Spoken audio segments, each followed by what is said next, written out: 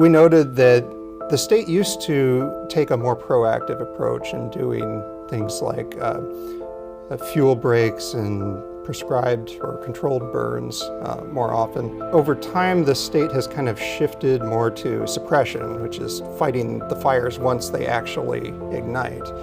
And I think part of that is just kind of political incentives, because sending in ground crews throughout the year to clear out brush is, it's not very sexy. It's much easier for a politician to point and say, hey, look at these brave firefighters that are doing their job, which is great, and they do very heroic things, but they might not have to do so much of that if you take more preventative measures, which also tend to be less costly. And the state has kind of gotten away from that.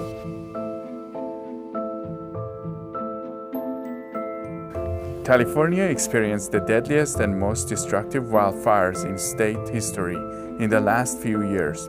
Today I will sit down with Adam Summers. Adam is a research fellow at the Independent Institute. He previously worked as an editorial writer and columnist at the Orange County Register, and he was also a senior policy analyst at the Reason Foundation. According to Adam and his team, California's policymakers are taking a more reactive approach to wildfires. He will explain how the state can take a more proactive stance in dealing with fires to minimize their impact.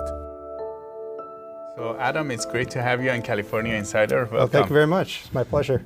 So you and your colleagues published a paper a few months ago, and you actually predicted that fires are going to be a problem for us. And I wanted to know what was the premise behind writing this paper? Well, the fires have been a problem for a number of years, as anyone here in Southern California and certain parts of Northern California as well has unfortunately experienced. We have had some particularly bad fire seasons recently, and we were struck kind of by the poor response of the government and some of the poor incentives facing the electricity utility monopolies, and so we decided this is something that needs to be addressed. Of course, the legislature up in Sacramento did as well. They came to some different conclusions, and we have some different approaches, which I'm sure we can talk about. But that was kind of the impetus for the study. This is kind of a growing problem that isn't sufficiently being addressed. Sure, and how is your report different from what Sacramento was doing? Well, Sacramento's approach is primarily just to throw more money at the problem and hope that it goes away, and blame the utility companies, and there is some blame to go around there for sure, but it's a lot of the problems were created by poor incentives based on government laws and regulations, poor response from CAL FIRE and other agencies, and a lot of those problems still remain. Most of the focus recently has been on the utilities and kind of improving some of their safety measures, which is certainly needed. But there are a lot of other aspects that aren't being addressed. So with the utilities, what are the measures what is the blame here? We have had a lot of blackouts, and why are they getting blames? What are they not doing? Well, part of the problem, I think a lot of the problem actually stems from the fact that they are government-protected monopolies. If you go back maybe 100 years or so, we actually had more of a free market in what are now considered public utilities. And you had a number of different electric companies and gas companies and so forth serving the same markets. But over time, there became this kind of collusion between some of the larger companies and the government, and some of these interests were able to carve out their own monopolies, which were protected by the government, and now it's kind of ubiquitous. We see this all across the country, and California is no different. So we have the three big regional monopolies. There's San Diego Gas and Electric, Southern California Edison, and Pacific Gas and Electric up north. And the way they work is they basically have a guaranteed profit. The government sets the prices, and they're guaranteed a certain profit rate, and then There's no competition, of course, since it's a monopoly. And so they don't have the incentives to innovate and to worry about things like cost effectiveness, because they can always just go to the Utility Commission and get them to pass rate increases on the consumers, and the consumers have nowhere to go because there's no competition. And so that's been some of the problem. The state has compounded this by enforcing its own laws that, in particular, I think you have the cap and trade, which forces the companies to purchase credits for ostensibly for pollution, but we also have the government dictating what kind of energy sources the utilities have to use, and they have to use a greater and greater percentage of green energy sources, which are not necessarily the most efficient and tend to cost more, and those drive up rates. And and we have other policies, or gas taxes are highest in the nation, and so forth. And so we have all of these policies that are driving up rates and no incentive to keep prices in check. So then they cannot, because they're dealing with these policies, they cannot do what they need to do to make sure safety in case of fires, right? To ensure safety in case of fires, right? Right. I mean, public safety, particularly given the experience we've had over the last decade or so, would, in a competitive market, that would be a huge selling point. Our company has very high safety standards, and we're not going to, our equipment isn't going to burn down your house. That would be a key point on which companies would compete in a free market, in addition to price and service quality. But you don't have that in a monopoly situation. Now, you were mentioning about housing. You had brought up something about housing. If you can share more about it and the housing policies that have caused. Sure.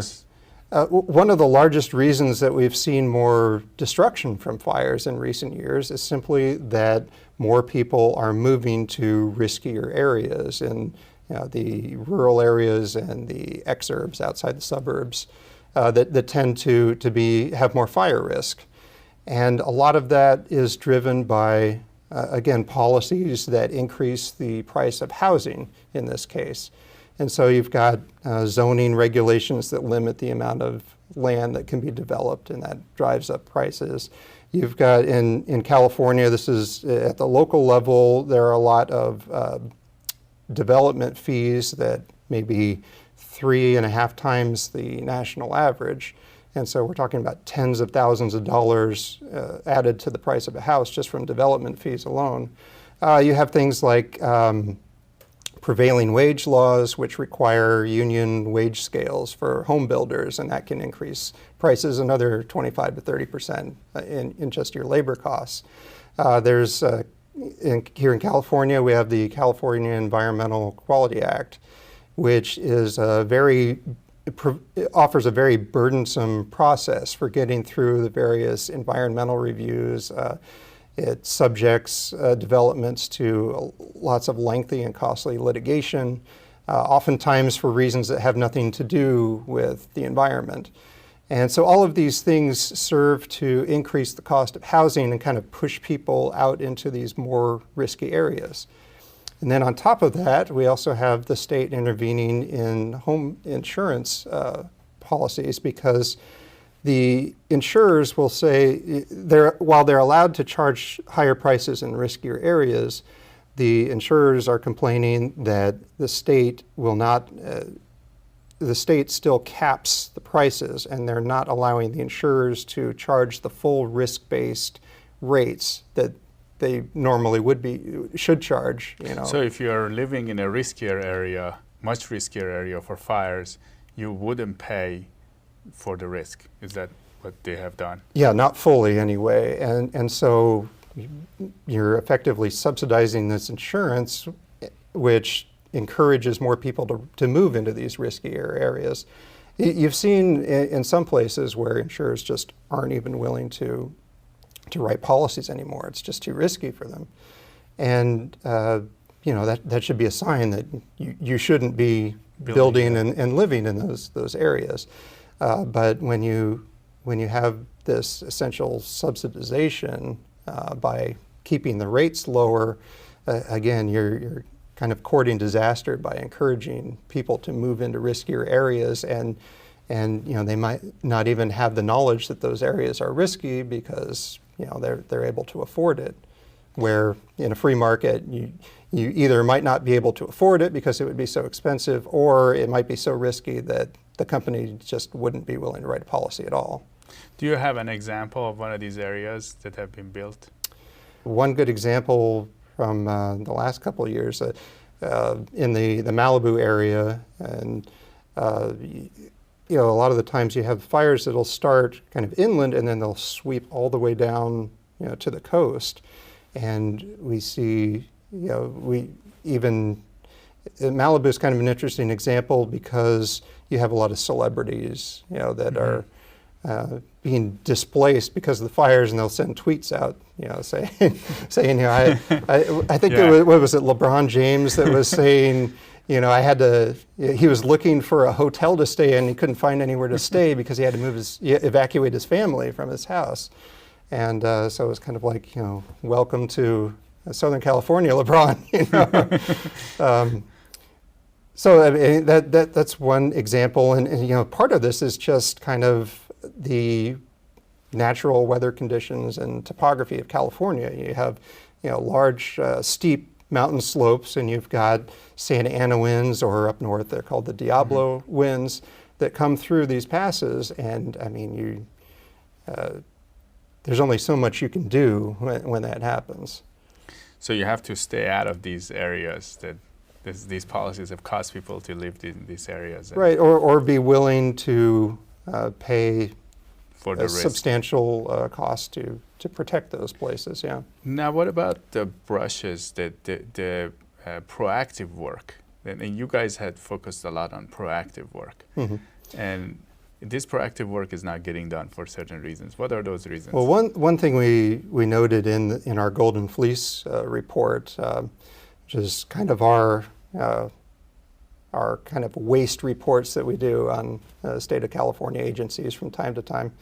But we noted that the state used to take a more proactive approach in doing things like fuel breaks and prescribed or controlled burns more often. And over time, the state has kind of shifted more to suppression, which is fighting the fires once they actually ignite. And I think part of that is just kind of political incentives because, sending in ground crews throughout the year to clear out brush is, it's not very sexy. It's much easier for a politician to point and say, hey, look at these brave firefighters that are doing their job, which is great, and they do very heroic things, but they might not have to do so much of that if you take more preventative measures, which also tend to be less costly. And the state has kind of gotten away from that. There was a bill a couple of years ago. It was, I remember it was Assembly Bill 1054, I think. And they did start to dedicate some more money. I think it was $200 million over 5 years from the cap and trade funds that they're going to dedicate to doing some more preventative maintenance. So there's that's a good step, but it's something we haven't been doing nearly enough. Environmental regulations also play into this. For example, the air quality boards have a tremendous amount of power. And one thing that I found interesting, I was reading a report from the Little Hoover Commission, which is kind of this independent watchdog agency for California. And they had done this report, I think it was called Fire on the Mountain, and they were talking about how California suffered for really about a century of just kind of not actively managing forests and allowing more overgrowth in the forests and so forth.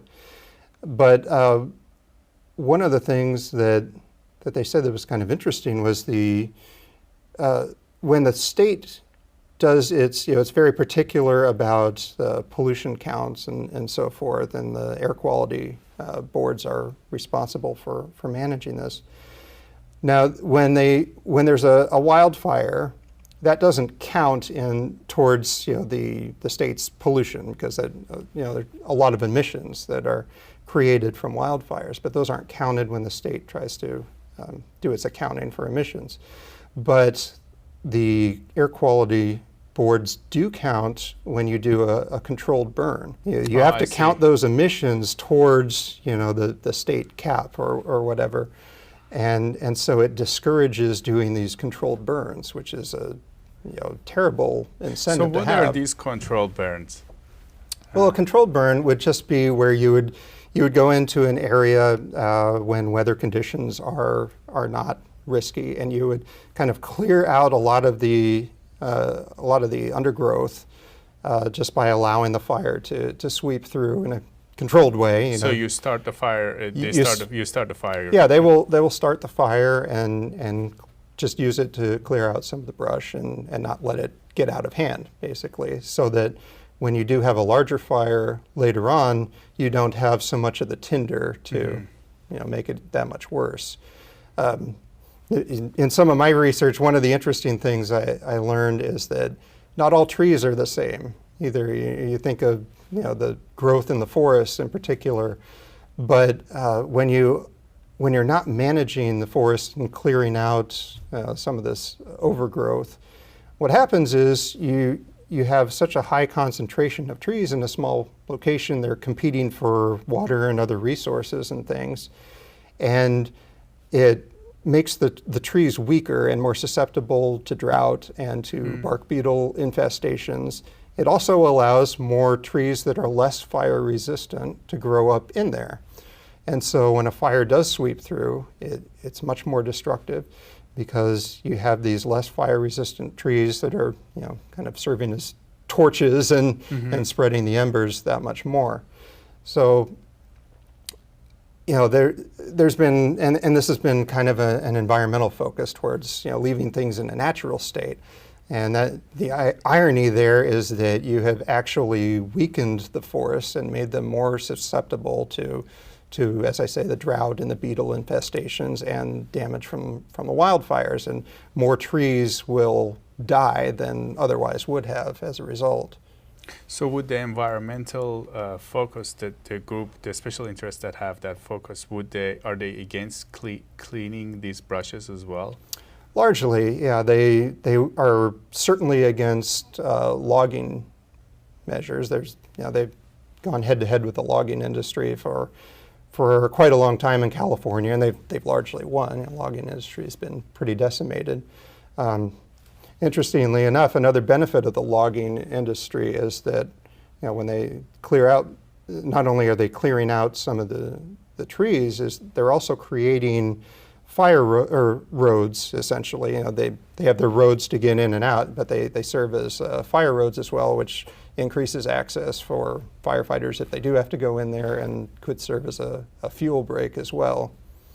Now, you had mentioned about one thing that I saw very interesting was that when private landowners, they want to do cleaning, if they wanted to do control burns or if they wanted to do cleaning of their own properties, they face challenges, right? Is there a process for that for them? Yeah, generally you have to get a permit from the Air Quality Control Board, and they have some certain measures. Of course, they don't let you do burns on days when it's going to be dry and windy, red flag kind of conditions, which is sensible. But they go a bit too far in just making the hurdle so high that it is very difficult for private landowners to do their own maintenance on their own property. So the point I'm getting here is that in some cases the environmentalists are trying to help us, but at the same time, when we have these fires, and I heard last year we had 68 tons of emissions of CO2, which is equal to how much the utility companies produce every year. And this is damaging the environment a lot more than we probably have saved and helped the environment in the last year. What are your thoughts on this? Do you think that they're making progress with these policies? Well, not really. As I say, the big focus has been in the last couple of years anyway, in Sacramento has been kind of shoring up the utilities equipment, because some of the fires have started from equipment that has sparked due to maybe a tree limb knocking down a utility pole in high winds or something, and that, you know, it hits the ground and sparks come out, and that's how the fire ignites. But the problem with that approach is that's only really a small percentage of how fires start. You know, and there are some things that we can't control, like lightning strikes. There are other things, with people starting. Most of the fires are started by human causes, and some of this could be from, for example, a car fire on the side of the road that kind of sparks the adjacent hillside, or people carelessly flicking out cigarette butts, or campers or homeless encampments that have fires that get out of control. And then, of course, there are arsonists as well. And so by kind of singularly focusing, at least in the legislature, on the utilities, you're really missing a large part of the fires that start, which is getting back to taking a more proactive approach to brush clearing and fire breaks and so forth, and then kind of these more free market policies that allow people to afford housing in less risky areas, for example. Those things all come into play, and those things would all make the fires less destructive regardless of what the source is. Sometimes it's better to just let a fire burn if it's out in a remote area and it's not going to be a threat to lives or property. But we still try to knock those down as soon as possible, but sometimes it's better to let nature take its course and kind of clear out some of that, some of the forests or grasslands or so forth, so there isn't so much tinder for the next fire. Okay, great. Thank you. Thank you for being on. Sure. Thank you very much for inviting me.